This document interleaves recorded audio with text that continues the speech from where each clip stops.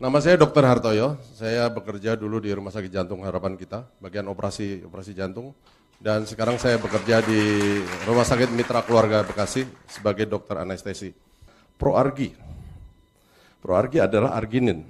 Dalam siklusnya arginin kemudian dipecah menjadi citrulline dan di situ memproduksi NO, nitric oxide. Nitric oxide ini sangat populer sekali sekarang di dunia critical care. Ya, sedang banyak dibicarakan dan itu sangat populer. Efeknya banyak sekali.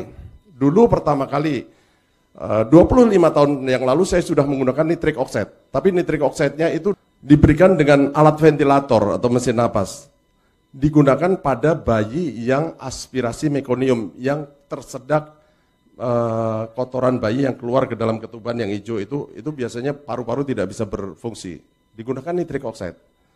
Kemudian digunakan untuk yang namanya PPHN, persistent pulmonal hypertension, yang tidak bisa diobati dengan mesin napas yang biasa. Karena terjadi hipertensi paru. Obatnya adalah nitric oxide. Tetapi pengobatan dengan cara ini harus dimonitor dan dipantau kadar nitric oxide di dalam tubuh itu secara ketat. Dan seringkali kalau kelewatan, nitric oxide itu bisa membuat orang jadi yang disebut methemoglobinemia. HB-nya nggak bisa ngikat darah, nggak bisa ngisi oksigen karena terjadi methemoglobinemia. Nah, kalau yang endogen, tubuh itu mempunyai satu autoregulasi. Nitric oxide-nya nggak akan kelebihan, nggak ada kurang karena ini akan diproduksi secara endogen melalui perubahan siklus arginin menjadi citrulline tadi. Dan efeknya bahwa ini akan membuat otot polos pembuluh darah itu menjadi rileks. Sehingga kalau yang ada plak segala macam itu menjadi rileks, menjadi lebih longgar.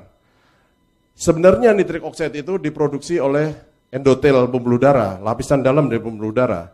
Nah, ketika orang itu mengalami sklerosis, ada plak di dalam pembuluh darah, maka produksi ini sangat terganggu. Jadi orang yang mungkin hipertensi, kolesterolnya tinggi, dengan diberi nitric oxide saya kira banyak sekali gunanya. Selain itu juga banyak sekali, tadi udah dikemukakan oleh Bapak siapa tadi, nitric oxide untuk jantung koroner misalnya.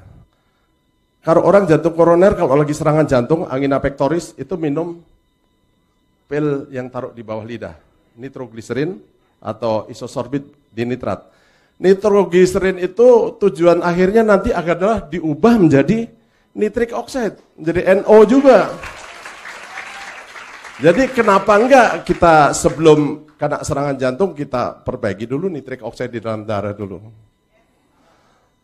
Orang yang misalnya gangguan disfungsi ereksi atau orang impoten.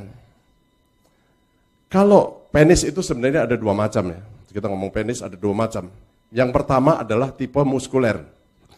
Yang tipe muskuler itu penis itu besar, tapi kalau dia ereksi bertambah besarnya tidak terlalu banyak. Yang kedua adalah tipe vaskuler. Kalau mati kecil, tapi kalau lagi hidup dia besar. Tegang seperti tomat matang. Nah, yang tipe vaskuler ini, kenapa dia menjadi tegang? Karena corpus cavernosum di dalam pembuluh darah di dalam penis itu terisi.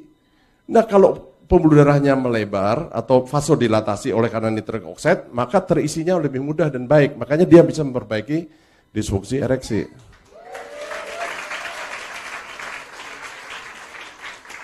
Untuk otak dan saraf, nitric oxide adalah suatu neurotransmitter.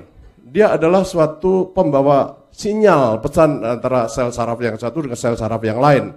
Sehingga memudahkan hantaran saraf itu menjadi lebih baik. Masih banyak lagi saya kira fungsi-fungsi nitric oxide dalam metabolisme tubuh kita. Yang penting dalam tubuh kita itu ada suatu pengaturan keseimbangan. Selalu balance gitu ya. Ya, terima kasih untuk Bapak Ibu sekalian.